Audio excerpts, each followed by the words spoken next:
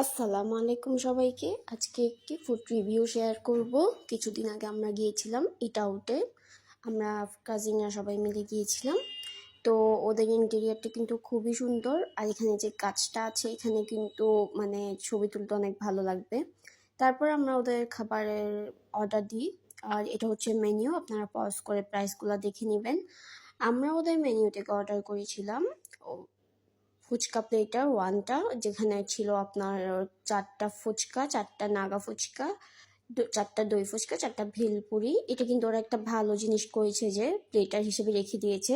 So যার যেটা ভাল লাগবে ওইটা সে পরে অর্ডার করে আবার আলাদাভাবে নিতে পারবে। দেন আমরা অর্ডার করেছিলাম রাজকাচুরি। রাজকাচুরিটা অনেক মজা ছিল। সব ক্রিম দই সব কিছু অনেক ভরপুর ছিল। রাজকাচুরিটা আসলে অনেক মজা ছিল।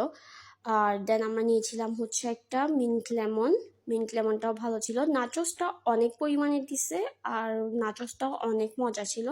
সো আপনারা সবাই প্লিজ ভিজিট করবেন। দেন আমরা চা খেলাম।